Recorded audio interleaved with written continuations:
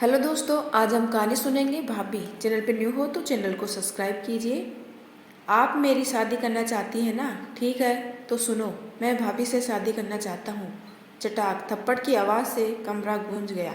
क्या बक रहा है विवेक? तेरा दिमाग तो खराब नहीं हो गया? भाभी है वो तेरी सगी भाभी, तेरे भाई की ब्याहता है वो, और तू छी, शर्म आनी चाहिए तुझे। भाई की ब्याहता? विवेक ताली बजाता है। चलो शुक्र है कि माँ याद आ गया, आपको वो भाई की पत्नी है। और क्या कहा आपने, शर्म? हाँ माँ, शर्म आई थी मुझे, बहुत शर्म आई जब भाभी को विधवा कहकर रमा काकी ने ताना मारा।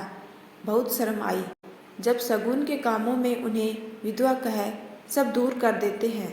और उससे भी ज़्यादा शर्म तब आती है जब मेरी माँ ही भाभी के साथ ऐसा बर्ताव करती है जैसे उनका पति नहीं मरा कोई पाप हो गया है उनसे। विवेक, माँ ने चिल्लाया।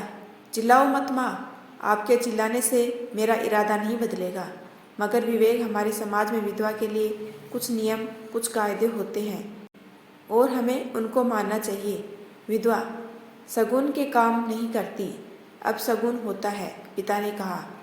पापा, जब भाभी इस घर की बहू बनकर आई थी तो आपने उनके सिर पर हाथ रख के कहा था, बहू नहीं बेटी घर लाया हूँ।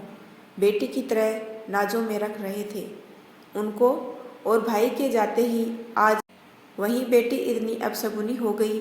आप लोगों की सोच से मुझे घिन आ रही है। कुछ देर की खामोशी के बाद विवेक ने कहा, मेरा इरादा पक्का है पापा। ऐसा कहकर वह जाने लगा। तो ठीक है, आज से दिव्या को विधवा कहकर कोई नहीं पुकारेगा, और अगर किसी ने कहा तो मैं उसकी जबान खींच लूँगी। उसके साथ कोई भेदभाव नहीं किया जाएगा। मगर तू वहीं शादी करेगा जहाँ मैं कहूँगी। वह है माँ, वह है। आप तो सौदा करने लगी। चलिए तो एक सौदा मैं करता हूँ। भाभी की दूसरी शादी होगी किसी अच्छे घर में, एक सभ्य लड़के से। शादी उनका भविष्य संवारने की कसम खाइए माँ। तेरे सर की कसम बेटा, जैसा तू चाहेगा वैसा ही होगा। तू तो ठीक है, भाभी की शादी के बाद आप लोग जहाँ कहेंगे मैं वहाँ करूँगा। एक कोने में खड़ी दिव्या सिसकियाँ लेकर रो रही थी। विवेक कुछ कहता उससे पहले अपने कमरे में चली गई और अंदर से कमरा बंद कर लिया। विवेक दिव्या से बहुत कुछ कहना चाहता था, मगर वो भी चुपचाप अपने कमरे में चला गया। माँ पापा वहीं बैठे थे। रमेश, आपने देखा ना विवेक किस तरह बात कर रहा था। उसने इस तरह मुझसे कभी बात नहीं की। और भाभी से शादी? नहीं मधु, जिससे उसने नज़र उठाकर ठीक से कभी देखा नहीं, वो दिव्या से शादी करना तो दूर, इसका ख्याल भी नहीं आएगा। बच्चे बड़े हो गए हैं मधु, विवेक सही कह रहा है। जिसे बेटी बनाकर लाए थे उसका कितना तिरस्कार किया हमने, और वो पढ़ी लिखी आज के ज़माने की लड़की सब सह गई। गलती हमारी ही है मधु, आप सही कह रहे हैं। अर्पित जाने के बाद मैंने जैसे दिव्या को कभी प्यार से देखा ही नहीं। पहले ये घर दिव्या की हंसी से गूंज उठता था। मैंने बस दिव्या का ही दिल नहीं दुखाया, मैंने अपने अर्पित का भी दिल दुखाया है। उठकर दिव्या के पास गई, दरवाजे को बजा के आवाज़ दी, दिव्या बेटा दिव्या। दिव्या ने दरवाज़ा खोल दिया। हाँ माँ, आ बैठ मेरे पास। बेटा मुझे माफ़ कर दे, मुझसे गलती हो गई। मैंने रीति रिवाज के नाम पर तेरा बहुत दिल दुखाया है। पीछे से पापा भी आ गए। मधु के साथ साथ बेटा मुझे भी माफ़ कर दो, मैंने भी कोई कसर नहीं छोड़ी। बहुत बुरा बर्ताव किया तुम्हारे साथ जोड़कर। मैं हाथ नहीं पापा, मैं आप दोनों से बिल्कुल भी नाराज़ नहीं हूँ, मुझे कोई शिकायत नहीं है। दिव्या ने बीच में ही रोक कर कहा। माँ, अगर मैं कुछ मांगूँ तो दोगी मुझे? हाँ बेटा, आज इतने वक्त के बाद तो तू कुछ मांग रही है, मैं ज़रूर दूंगी।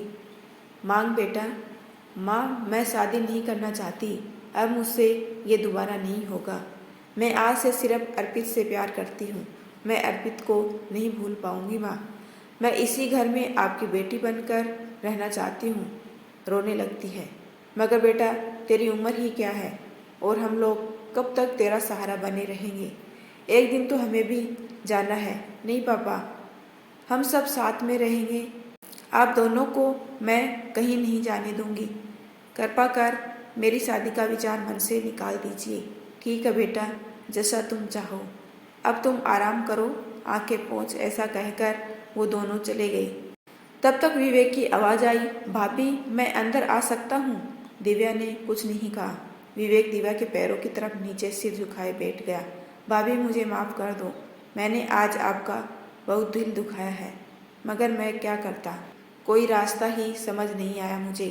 पहले आप कितना खुश रहती थी, मगर भैया के जाते ही आपके साथ हो रहा दुर्व्यवहार दिनों दिन बढ़ता जा रहा था और आप चुपचाप सब कुछ सहन कर रही थी।